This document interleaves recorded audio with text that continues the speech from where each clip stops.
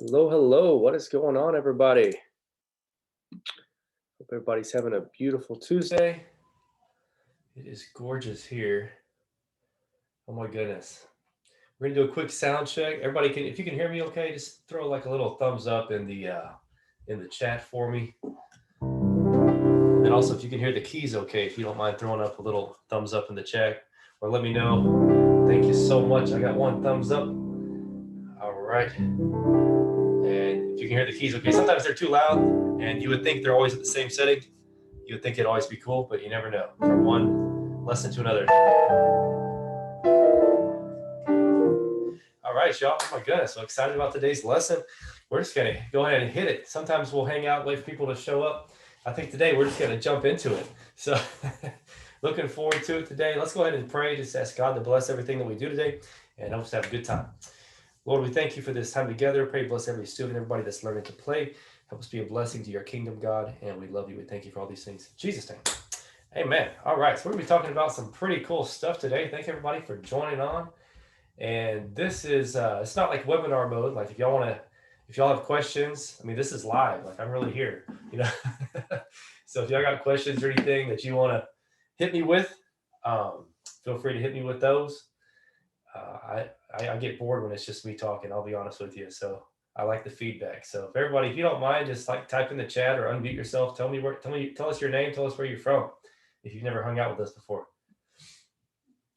Because it shows one name on the thing sometimes, but then, you know, when I say the name, it's like, no, that's not my name. This is somebody else. So I tell you what, if you don't mind, everybody, just take a second, unmute yourself and just tell us your name. And just kind of like where you're from. And if you have any questions about music today, we'll just kick it off the first 5 minutes. Hit us with the Q&A and we'll get to everything before it's over. Can you hear me okay? I see somebody putting their headphones on and off, so hopefully everybody can hear me cool. T, all right, I guess that's how you say it, right? I'm from California, live in Arkansas. Cool. Thank you for hanging out with us, T. It won't let you unmute. What's up with that? That's why I've been like, why is there nobody talking to me in these classes? It won't let you unmute. Hold on a second. Let me see if I ask to unmute and see if it'll let you do it. All right, we have Patricia on here too. Yes, you do. Hey, Patricia, how are you doing? I'm fine. How are you? Good. Thank you for joining with us today. You don't go by Trisha or anything, do you? No, Patricia. Patricia, Patty yeah. was my school days, but now I'm a little bit older now. Oh, awesome. T's got me laughing over here. She says, I'm actually at work. I can't unmute. So it's not that the system's not working. It's just that we try to keep it on the DL over here. Okay. All right, y'all. This is going to be fun. All right. So we have a couple of topics we're going to jump into. Like I said, if you want to type in the chat, like if there's any questions you have on music, or tell you what, if you'll type in there, just like what are you working on right now? Or like what chords are you studying right now?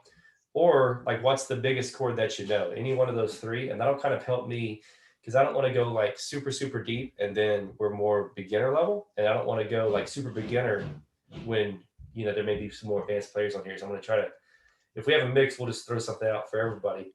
We'll take it from beginner to advanced in what our topics are today. So this week, what we're going to be covering, a couple of the things we're going to be talking about here in a minute, in addition to any questions everybody may have. One or two of the most important chords that you need to know, no matter what style of Christian gospel music you're into. You know, people message me all the time. They're like, hey, Richard, I'm into like modern Christian music. I'm into Southern gospel. I'm into black gospel. I'm into Pentecostal. I'm into this, that, and the other. And I'm like, all right, that's cool. That's all the same thing with different beats, okay? So, and people disagree with me on that, but it's true anyway. All right, I got a chat here. Awesome question. I'm in the C, D, F, G major chords and some E, but I feel like I'm stuck and my playing does not flow. Man, we've all been there. Thank you for sharing that. We're going to go over that too. We'll jump into that. So we're going to learn the most important chords. There's 33 gospel chords, right, that we need to know, whether you're playing Hillsong, whether you're playing, Charles Jenkins or whoever you're playing. We're also going to be talking a little bit about loops, tracks, aux keys, or synthesizer keys. That's what I like to play. We're going to do some cool fills. We're also going to have some practice tips for you. So beginner and advanced, we're going to do a little bit of everything. So I tell you what, y'all keep typing in the questions if you got anything. I'm going to go ahead and jump into the chord stuff first. That's the first topic we're going to cover, okay? So let me switch over to keys. Y'all can quit looking at my ugly mug here, and let's look at some music. All right. And like I told everybody last lesson, like every Tuesday, it seemed like I got somebody working at my house. So if y'all hear noise in the background, that's not my kids. Don't blame it on them. That is literally people trying to get my basement finished. All right, let me make sure I can still see the chat here, and then we're going to jump into it, guys. Where did the chat go? There it is. All right, sweet. Okay, cool. So you should be able to see the keys. Let me know if you can. Okay. So some of the most important chords to learn, right? And of course, if you've gone through our lessons, you know the top two chords that we always stress. And they're not major and minor chords, although we'll talk about that in a second as well to dive deep and how to memorize those. We've got a super easy formula that you'll have all 12 down in literally less than 2 minutes. You won't forget them. It's a funny way to remember. So the top two chords that you need to learn in gospel music, after you've mastered all the major and minor chords in every single key, number one is going to be your suspended 2 chord. Okay. And tell me if I go too fast or too slow. You know, like I said, keep me in the loop on the chat. So I've got right here a C major chord, C, E, G. Okay. I'm going to turn that into a C2 chord or a C suspended 2 chord. Okay. What we're going to do is kick out the third. We're going to change to the second. Okay. When I say the third, that's the third note of the scale. I'm adding the second note of the scale, the C major. If I did F, here's F major. Here's F2. Okay. If I do G, here's G major. Here's G2. How does that help you? So anytime you've got a major chord, I mean like 99.9% of the time, when you have a major chord, you can change it. You can substitute it into a C2 chord. Now, I don't know if any of y'all like to cook. I love to cook and I love to eat. They say don't trust a skinny cook. I'm not really skinny, but I'm kind of skinny. But I know for me, when I'm missing ingredients in my kitchen, if I'm trying to make chocolate chip cookies and I don't have any eggs, you know, a lot of people that'll stop them. That's not going to stop me because I love chocolate chip cookies. So what I do is I substitute something for the eggs. I'm going to substitute maybe, you know, a little bit of banana or butter or whatever it may be, right? But that's the same way with your playing. Sometimes major and minor chords are just boring. I mean, if that's all you're playing, just major, it just sounds real simple, right? It doesn't sound like you're doing anything. So what we do is we need to spice it up. We need to substitute something in there to make it sound a little spicier. And that's what we're doing with these substitution chords. So C2 is the first substitution chord we learn. And basically, you kick out any major chord and you change it to into a suspended 2 chord. Same thing. Anytime you got a major chord, you can do it. Now, it doesn't matter what if that major chord's over what if that C is over an E bass? It doesn't matter. You can make it a C2, okay? And you can leave the third in or you can kick it out. Either way. Either way's cool. The E, you can leave the E out. What if that C major chord's over an F? Same thing. You can play a 2. What if that C major chord is over an A?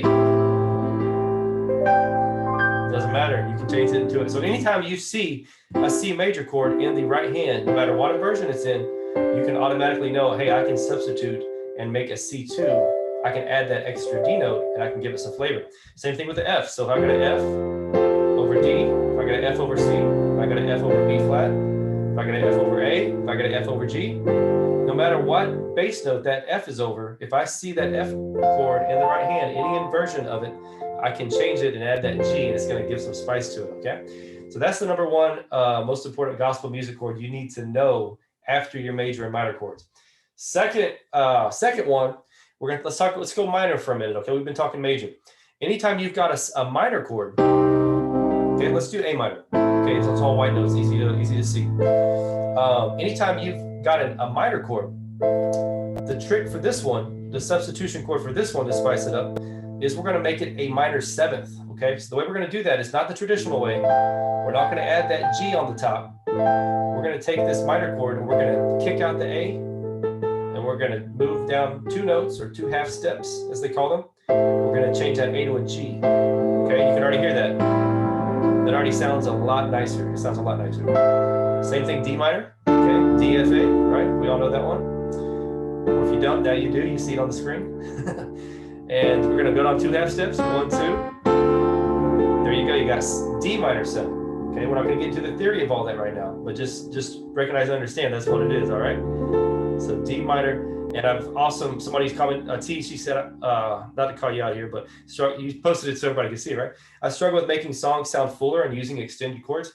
Yeah, I mean, a lot of us do, right? I don't think that's probably, if we ask everybody, that's a struggle we've all had or have right now, maybe. So the way to make those songs sound fuller is more notes, more chords, okay? So that's what we're gonna do right here. Like that D minor, we're gonna change that into a D minor 7, and you can hear it gives it a more full, like more professional, advanced sound to the song. Okay, so if I'm playing Falling in Love, I'm gonna keep it simple, B flat. All right, really simple, right? I mean, this is like minors and major chords. Okay, but what if I go and do this? So I took the F major chord and added a 2 to it. Sounds more full, right? E flat over F turns into E flat 2 over F. Okay, B flat major turns into B flat 2. F major over A turns into an F2 over A. All right, I want you to get the concept here. We're not breaking down every note here, I know, but G minor turns into G minor 7. All right, C major turns into C2. D minor turns into D minor 7. So every single chord, I mean, literally every single chord I just played, we use that trick that I just showed you, right? So now you see why I say these are like the two most important things to learn. Your suspended 2 chords and minor 7 chords. You could almost play anything just with this concept and make it sound more full and just give yourself a totally new sound. And of course, once again, major, minor, suspended 2 chords, and minor 7 chords. That's 4 different types of chords out of 33 different types of chords that we teach that you need to know. And believe it or not, we use them a lot. We use all these chords, all 33 of them on a regular basis. But don't let that overwhelm you. What we do with our lessons is we take every single chord and we study it individually, and we study how to use it. So in other words, we don't just teach you like this is a C2, because that doesn't do you any good. You're like, well, where am I going to put that? You know what I'm saying? But when we teach you that C2 and we say, okay, we use this on major chords. Okay, when we take that C7 or that C9 and we say the way we use this is going from the 1 to the 4 chord, or from the 5 to the 1, or from the 2 to the 5 to the 1. Okay, same thing. We take that major 7 chord, we use that in slow songs on the 1 and the 4, maybe on the flat at 7, and then we give you the exercise songs and the actual real songs, the church songs that show you how to use it. Bam, there you go. So that's I'm going to jump into some questions here. So we're going to get to, let's do Patricia's here first, and then I'm going to jump down to a few other questions that we've got come in. So Patricia, I love your question because a lot of people have that same question, that same kind of, I guess, struggle, if you want to call it that. So I'm in the C, D, F, G major chords and some E, but I feel like I'm stuck now. So the way to trick your brain into remembering all the chords, like I said, we're going to teach them to you in 2 minutes, and this will be a little refresher for everybody else. So I break them up into 4 different categories. So we've got C major, F major, G major. Those are easy to remember, right? They're just all white notes. All right. Now we're going to do what I call the Oreo chords. Well, let's do the backward Oreos first, okay? So your backward Oreos are going to be D major, okay? And I call them backward Oreos because, Oreos, white with black, black with white in the middle, right? So these are backwards. These are white with black in the middle. So I've got D, A with F sharp in the middle. That's D major. I've got E major, same thing.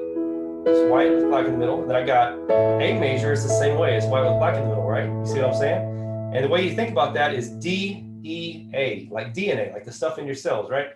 So D, E, A, those are all grouped together. Now we're going to do the same thing, same major chord, but we're going to flat them, okay? So we've learned those 3. We're going to call, these are the Oreos. So the Oreos are D flat, E flat, and A flat, okay? So just like D, E, A, but now let's put a flat with them. D flat, E flat, A flat. So D flat is 2 blacks with white in the middle. E flat is 2 blacks with white in the middle. And A flat is 2 blacks with white in the middle. So I call them the Oreos, all right? I love Oreos. Actually, my wife loves Oreos more than I do. And then we've got what I call the weirdos, okay? So the weirdos are B flat, because they don't fall in a pattern. It's just a black with 2 whites after it right here.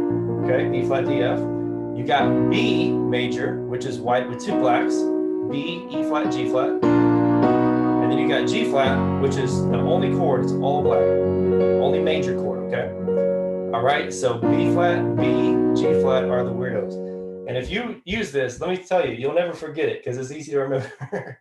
All right, so this trick doesn't work for minor chords. The trick with the minor chord to remember those is you just have to move the middle note down a half step. And then, so what I tell people, master your major chords, play all your major chords 2 or 3 times a day, every day for a week. If you still don't have it down, do it for another week, and you will never forget all your major chords again.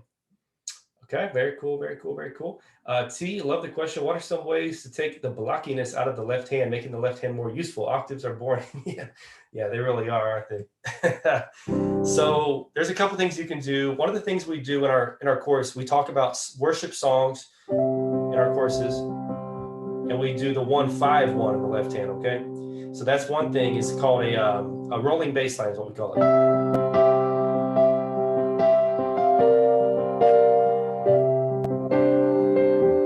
You can do the same thing if your hand's big enough, or even if it's not, you can roll your hand with the 1-5-3 or the 1-5-2. Okay.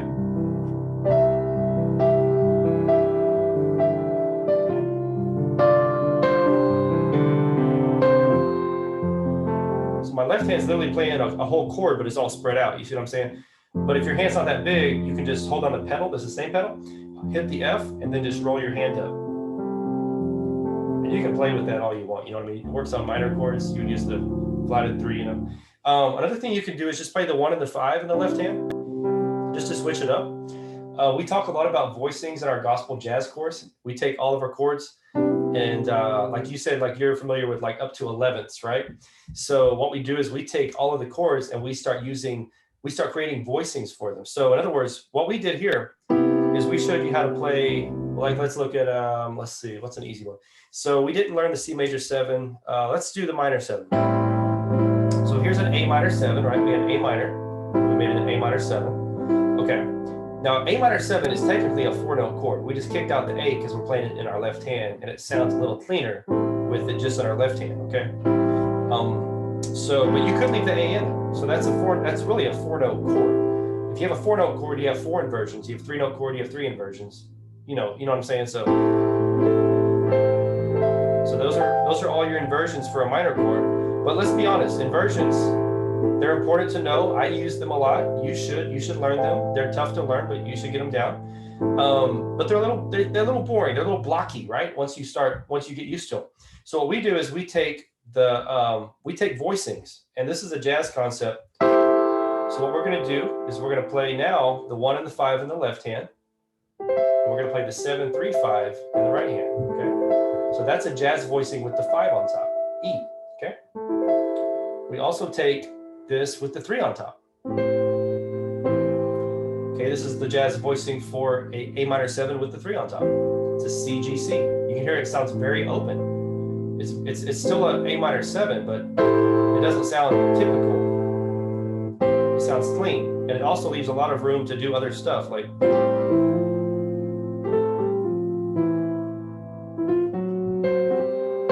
To add extra notes. You see what I'm saying? And then you can also play it with the 1 on top. Our 1 being our A in this, think about like the 1 in this example. So now we've got the A minor in the right hand as a C, E, A chord. We've got the 1 and the 7 in the left hand. Okay, and now one more we're going to do is with the 7 on top. So my right hand is 7-3-7, and if you're a beginner, hang on here because I know this is maybe some more advanced stuff. And then 1 and the 5 in the left hand. So what we've done is we've taken this chord, we're playing every single part of the chord at the top in one of these voicings, okay? Okay. And what we do is we take every single chord, teach you how to do that, because this will actually train your ear to hear the note on top. So you'll start hearing the inversion. You'll hear, oh, that's the 5 on top, that's the 7 on top, that's the 1 on top, that's the 3 on top. So now that's going to start actually helping you with your ear training as well when you start going through these exercises. So check out the AP 70, I think it's 702 jazz voicings. Yeah, 702. Yep. But that's a couple of things you can do just to take the blockiness out. If you're playing fast songs, of course, you don't necessarily have that problem, you know.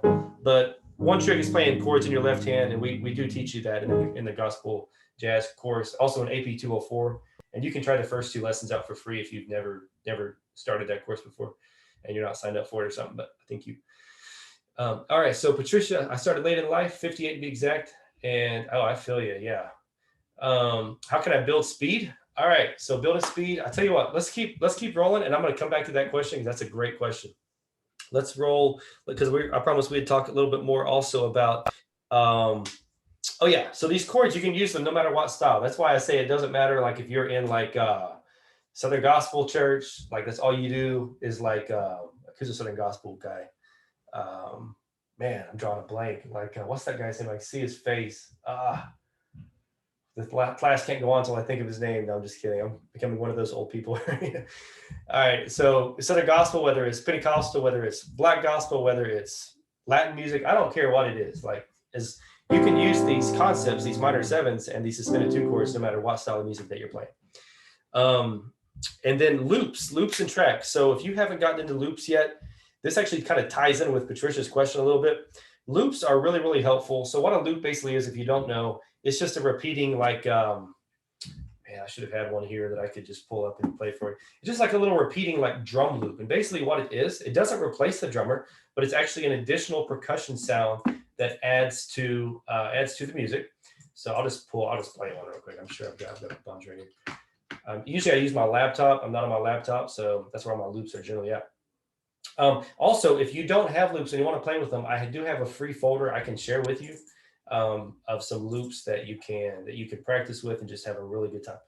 Let me go into, let's do like a shout loop here real quick, just to give you a feel for what they sound like. And once you hear it, you're gonna be like, oh yeah, I know exactly what that is. So just, if you want the loops, just email me afterwards and I'll share the link with you. And let's see, man, yeah, I'm having to go into my Google Drive and loops by genre. Here we go. All right, cool. So this should play just in iTunes, I think.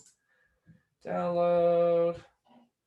Yeah, when you get into these, there's a couple of ways you can do it. And actually, this is actually kind of part of the class. Let me share I was going to say share Chrome. Let me see, because this is actually part of it. Let me share. This will show you a little bit about the setup and stuff. So I'm going to share my Google Chrome browser with you here. So actually, let me just share the whole screen. If you haven't started using loops, the way that'll help you, it's basically like a metronome. Any of y'all remember the metronomes people used to practice with? It's like a metronome, but it's way more fun to play with. Hope this is not going to blow your ears out when I play this, because let me turn the volume down. All right, let me go new share. Let me share my actual screen. I don't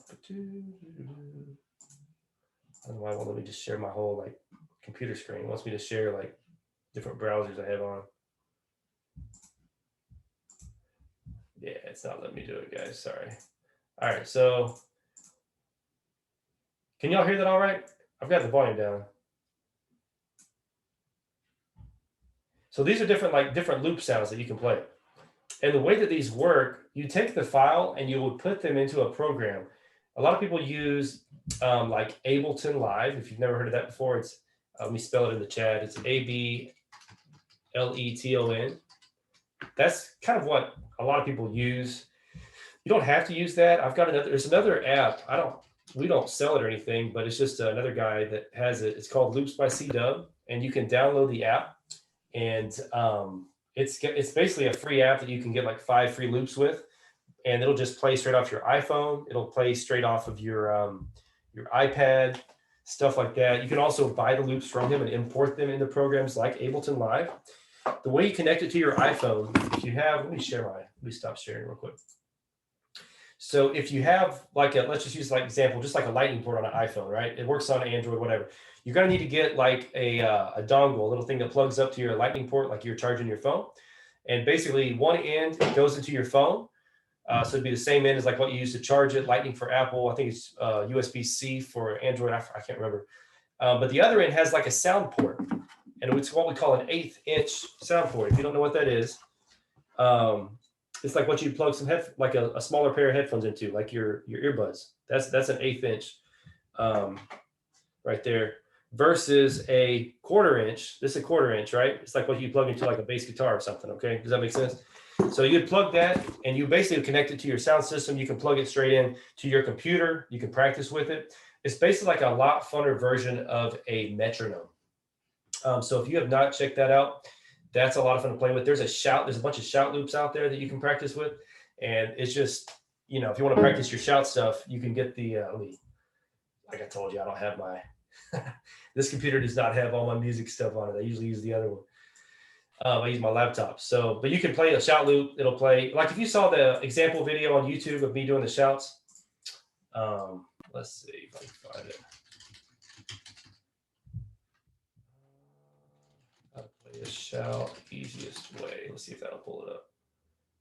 Yeah, this is it right here. So let me share it real quick.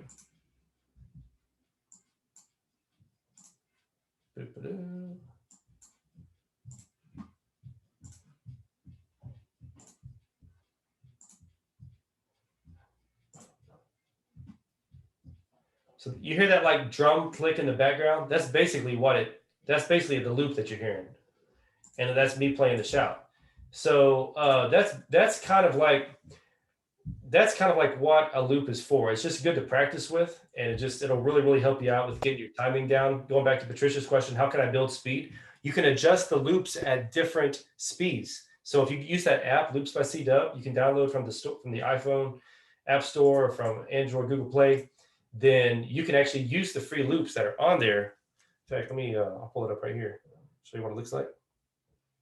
There's a paid option too. Like you can pay a monthly fee to, get access to all of his stuff. But like I just have the free version on this phone. So that's basically what it looks like. If you can see that, it's got a 6/8 groove. You should be able to hear it through my microphone here. A lot of songs use that 6/8, right? All right. You can do I should have just done this. Easier way to play it here. Here's your shout loop. All right. Anyways, so play around with that. The other thing you can do, how many of y'all like go to a church or play in a band where you don't always have like a bunch of musicians? Like you don't always have a 3 or 4 or 5 or 6 piece band.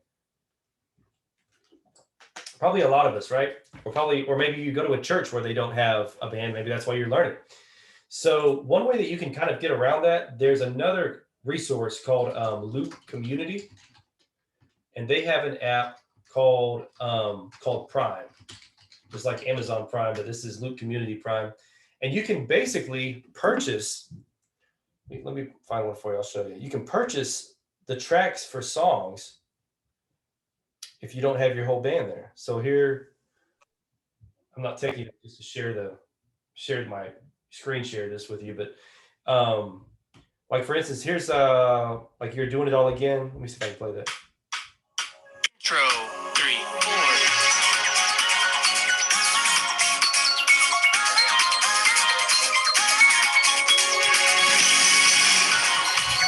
Let's see if I got background tracks on it and everything, like background vocals and everything. Which I've got muted right now, so I'm using it. So anyways, you've got all those extra sounds. So let's say you're the only keyboard player and like bass player calls in sick, drummer calls in sick. You can literally you can replace them in a way by using this app. Now it's not as good as everybody there because sometimes the apps are a little hard to use with the singers, because the singers have to follow the app, right? So if they go to the wrong part at the wrong time, like you can repeat different sections and stuff, but it's still, you just have to practice it and work those things out. Cool. Any questions on any of that stuff? I know I've been talking for a minute. Make sure I don't miss anything I promised we'd talk about. There's going to be a lot of stuff. We might have to save some of this stuff for next week. We've already talked about so much stuff here. Anybody questions? Feel free to unmute yourself. Or is anybody using any loops or tracks? Or has anybody even heard of those before? Is that kind of something new to most of us here? So you might have to unmute yourself to chime in here.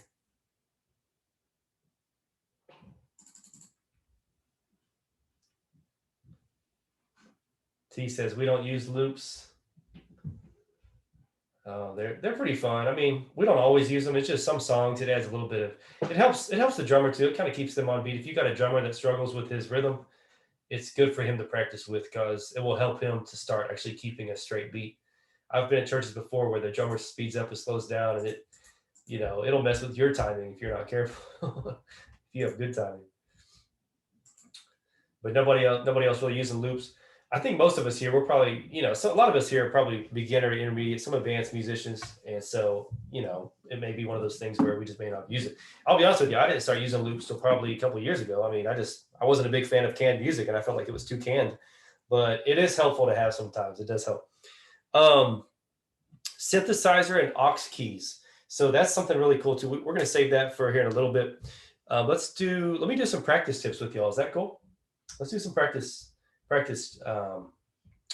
got one more question here. It says, what about click tracks? So click tracks loops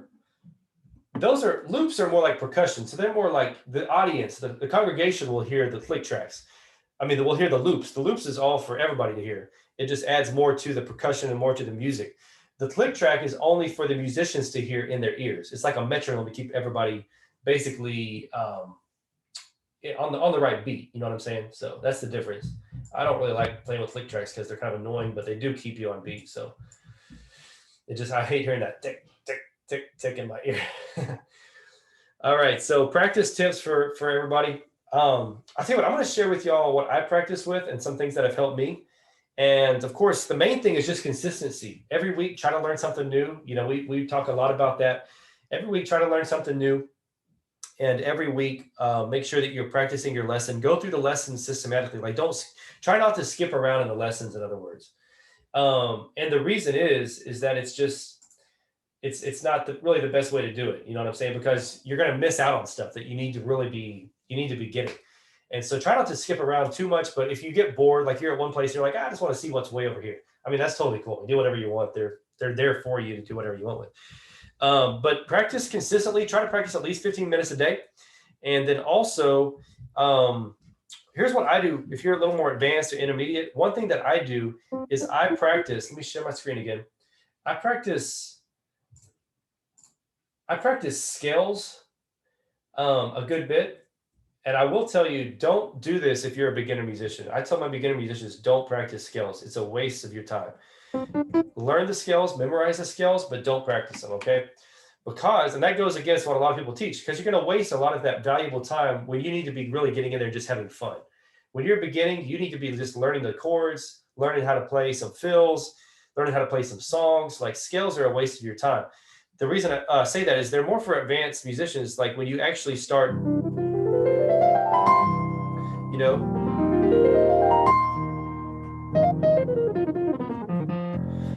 if you can know a scale, but if you don't know where to use it, it's not helpful to you. And that's why I say it's a waste of time for beginners. So, but once you start learning the scales, the way that it is helpful for you, even for beginners, is to build up your finger dexterity, okay? And the way that we're going to do that is like this.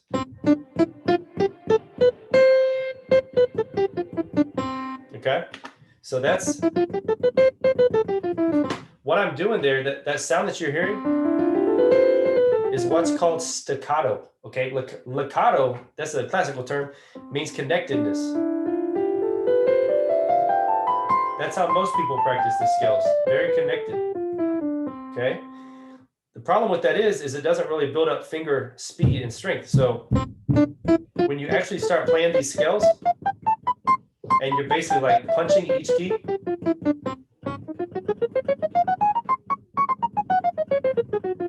what that does is that actually, it's like exercising your fingers, basically. It's building up that strength and that speed. So even if you are a beginner, I would say do that. Practice the scale, but practice it staccato, where you're basically like thumping each key and really kind of just playing it not as connected. Okay? Hopefully that makes sense. The other thing I do for you more advanced guys is I practice a lot of different scales. So if you saw my practice sheet, what I do is I literally practice. Let me pull it up real quick and I'll show y'all. Actually, I got it on my Evernote here. I think I can just share my screen. Piano practice. I'm a nerd, man. I got a piano practice notebook. All right, here we go. Let me share, new share. Where is it at? There it is. All right, cool. So this is my piano practice sheet right here. So what I do starting off is I kick it into scale practice. I got my major scales. I do those in all 12 keys through the circle of fourths, like we talked about before when we teach in our lessons. I do what I call Barry's major scale. If you don't know what that is, it's a major scale with the sharp 5 added. I do Mixolydian. I do the bebop Mixolydian. So anyways, it's basically a bunch of like jazz scales. And I play them in all 12 keys. Then I do the jazz blues scale. I do the pentatonics. I do all the church modes. So anyways, long story short, minor scales, whole tone. And we go over a lot of these in our gospel jazz improvisation course. In fact, I think we go over all of them.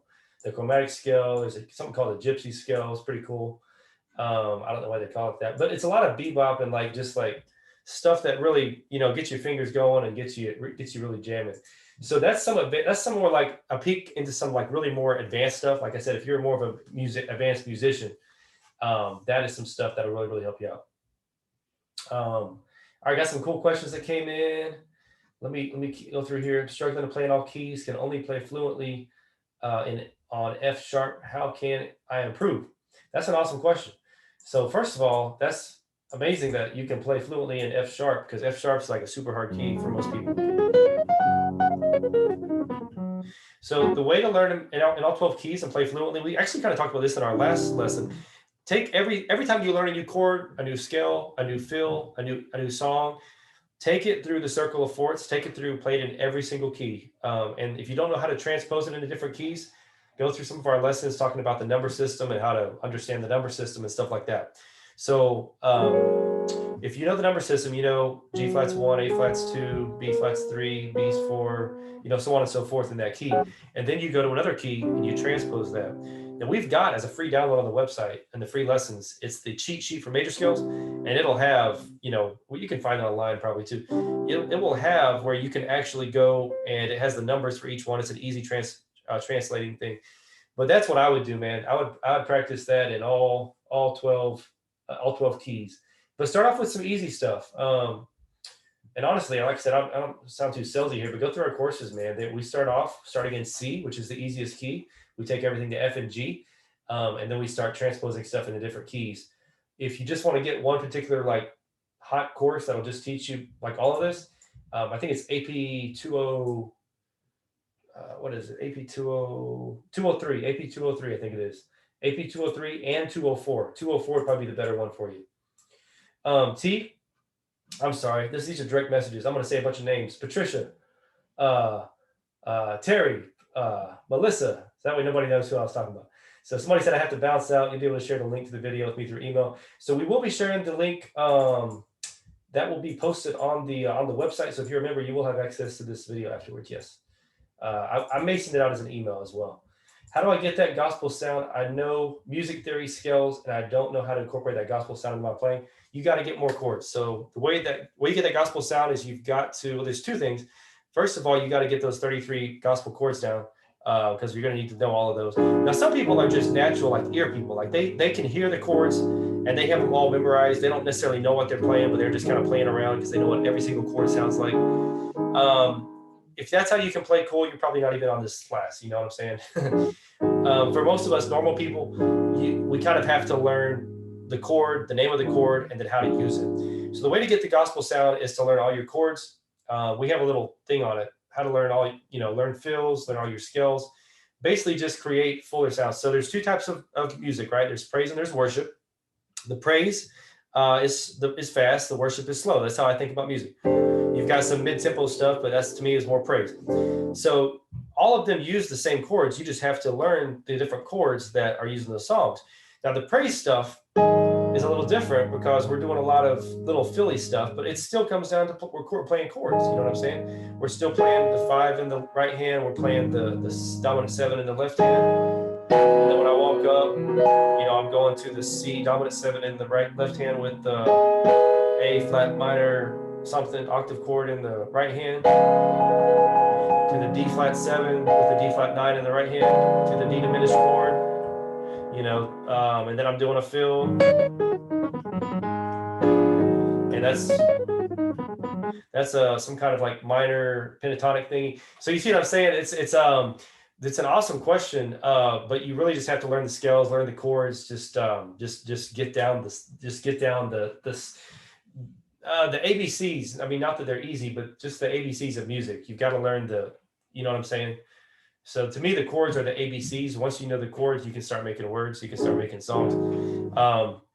But once again, you can play. You don't have to know all 33 chords to play. It's just use what you know. And then as you continue to learn another chord and another chord and another chord, sneak that into your playing. And then your playing becomes a little bit fatter. And you learn another chord and you sneak that into your playing. So it's just line upon line, step upon step, like the Bible says. You know, you're building a foundation and eventually you got a house. Awesome question. But that's to me the gospel sound. I'm sorry.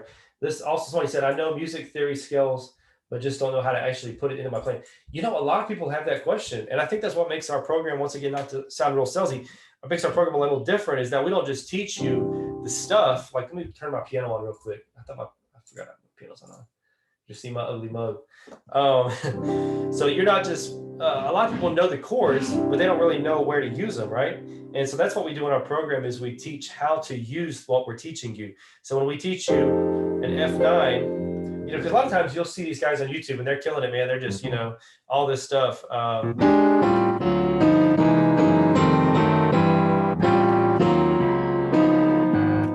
All this crazy like chords, and you're just like, what in the world are they doing? And so you may even slow the video down and memorize what they're doing, but you still don't really have the understanding of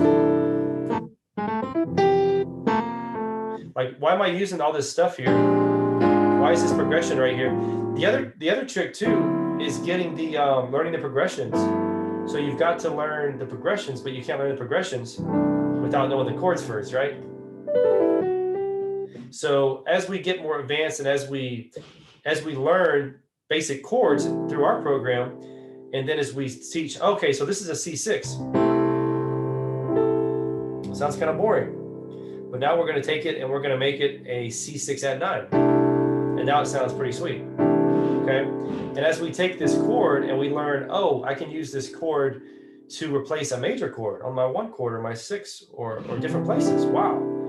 You know, now it expands my horizons. Now I can do more stuff. And as I learn like this minor chord and this 9 at 13, I'm not just learning the chord, but I'm learning where I can put it. Like, oh, this 9 at 13 is used when I'm going from the 5 to the 1 to the 4 in a 5-1-4 progression. And it's followed by the flatted 7. So what I think that's what makes our program different is that every time we learn a new concept, we show you where you can use it. And then we give you actually real church songs, like showing you those chords being used in action. And so, and those are not my words. And we've heard that from many people over the years. So we're just blessed to be able to help others out. Great questions. Oh my goodness, this has been awesome. I think I got one more question here. I play by ear and I can hear it, but just struggle to put it into playing. That's where I was for years. I'll be honest with you. I could play by ear. Like I could hear the movements that I wanted to make, but I couldn't put them into my hands. I couldn't translate that right from my brain and my ears down into my hands. So once again, going through the exercises, these are things that help me. It's just repetition. Repetition is the key to learning. So I was taking some jazz classes, and basically I knew like all my chords. Like I knew all the way up to my 13ths. I knew everything, right? As far as chord nomenclature, the names and the chords and how to make the inversions and all that stuff. But until I started taking some jazz classes, and this guy made me go through these exercises, and it's kind of funny because he actually made me do the exercises in the left hand. I could already play the chords in the right hand. I couldn't play them in the left hand. Nobody ever showed me that before. I mean, I could play stuff in the left, a couple chords here and there, but just not. I wasn't really learned in all that. So I began to play and go through these same exercises that we go through in the gospel jazz courses, which is a 3-part series. I'd recommend you to check that out. If these are some of the things you're struggling with, because they'll really, really help you. So as I begin to go through and play all of these chords, so first 5, we did the 7ths and all inversions. Okay. I did that in all 12 keys every single day for like a week or 2. And then I would do the minor 7ths. I was doing every single one of like the 4, 5, 7th chords that there are. in all inversions and all keys. All of a sudden, I'm listening to music and I'm like starting to recognize chords. I'm like, man, somebody plays a chord in church. And I'm like, he's on a C7. You know, somebody else plays a chord. That's a major 7. Now, let me correct it. I couldn't tell you what the name of the chord was, but I could tell you what the chord was. So I can tell you that's a 7 or that's a 4. And you're like, well, how does that help you if you don't know what the name of the chord is? Well, I was a bass player already, okay? So I could hear the movements. I could hear the changes because I was a bass player. And because I had been learning piano and I knew some basic chord progressions. So I began to hear, if I could picture in my head, I'm like, oh, they're playing in the key of C? Maybe, I don't know, because I'm not perfect pitch. So I'm listening, I'm like, oh, they're on the 1 chord and they're playing a major 7. They just went to the 4 chord and that was a dominant chord. They just went to the 6 and went back to their 1 and that's a 6. They went to the 5 and that's an augmented 7th. And I can still do that to this day just as a result of those jazz exercises that I went through for about a week or two, playing all those chords repetitively every single day in all 12 keys and all inversions. And then we did voicings as well. Like we kind of scratched the surface today on those, you know, with the A minor 7, and that helped my ear a lot as well. So that's kind of some of the stuff I'd recommend. Once again, we try to teach in our program. We try to teach it to you like we learned it. And so if you're having that problem, that's an awesome problem to have, that you can actually hear it, because a lot of people can't hear it. But if you can actually hear it already, now all you got to do is just train. You just got to train your ear. And the way you do that is through exercise. So, man, great questions today. It's been awesome. Let me make sure I didn't miss any questions here real fast. And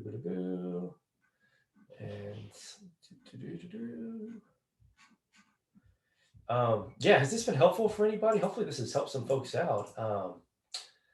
Let's just, yeah, I don't see any more questions coming in. So cool, man. Thank you all for hanging out with us. But has that been helpful for anybody? Awesome. Thank you so much for the kind words. Somebody said, yeah, this was awesome. Anybody else? I tell you what, if you don't mind, share with me, like, what's one of your big takeaways? Like, what's maybe your biggest takeaway from this class today? Thank you, Melissa. Thank you for hanging out. Anybody have any big takeaways they just want to share? Once again, you feel free to unmute yourself. You can type it in the chat if you want. We had that joke already. Somebody's at work, they can't unmute themselves. Funny story, my wife one time, while y'all are typing something in, my wife one time, when we were just like dating, talking, courting, she was out of state. And so she was working in another state. I lived in a different state. And she worked at this company. And, you know, this is back like in the old days. They had like the AOL Instant Messenger. Y'all remember that? Any of y'all old enough to remember that? And we're instant messaging back and forth, you know, all this, yeah, this is what I'm doing today, blah, blah, blah, this stuff. Anyways, we start playing with these emojis. And there's one of these emojis, and it like sends over like this, just being stupid, you know what I'm saying? Just sent over like this thing where it had this big kissing sound. It was like, and she had just turned her volume all the way up. She didn't, and like everybody in the office heard it, scared her to death. All right. Somebody said one of their big takeaways is playing my big chords in the left hand. Awesome. Yeah, that's huge, right? Because normally we play the chords in the right hand. And it's like, man, I can do that in my left hand. And now my right hand is.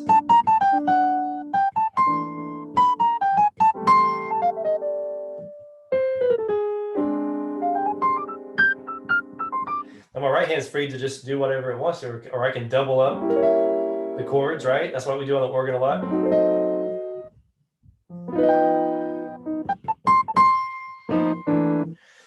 Somebody else in my takeaway is the chord patterns.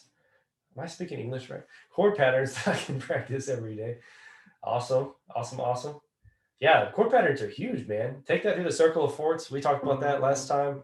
You know, you learned something. C, F, B flat, A flat, A flat, D flat, G flat, B, E, A, D, G, and back to C. And you take it through all 12 keys every time you learn something. Like I said, if I struggle with like a run or a fill or something, that's what I do. I take it through all 12 keys. I get mad at it, you know, and I'm like, hey, I'm going to show you. I'm going to play this in every single 12 keys. So somebody else said doing scales staccato makes sense because most crazy runs are done really quick. Yeah, Oh man. And the cool thing is, like once you start learning the staccato, once you go back to legato or just like a regular fill, it's like now you're super fast, because it's easy, it's like you've been lifting 200 pounds and now you're down to like 100.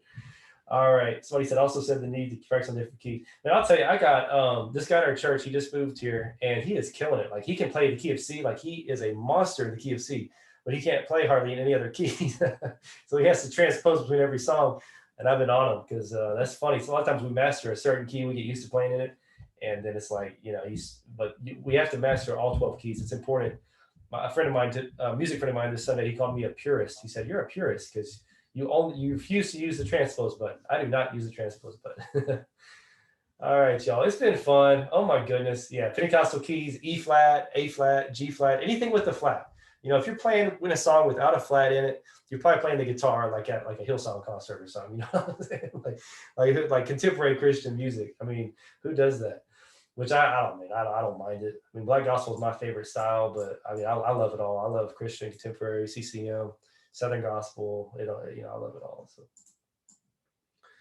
So that's hilarious. My music director refuses to use other keys, so I practice them at home. So every single song is an E flat, huh? I feel like every church has their like keys that they love. You know what I'm saying? Like we're the same way. We play a lot of stuff in E flat, so we can't say anything. But anyway, it's been fun, y'all. God bless. Hope y'all have had a good time, learned some stuff, and we'll plan to do this again next Tuesday at 11:30. And same link, same password, everything. Spread the word too. If you got any friends that want to hang out with us, love to do it. Love to hang out with y'all again. So, all right. God bless everybody. We'll see you.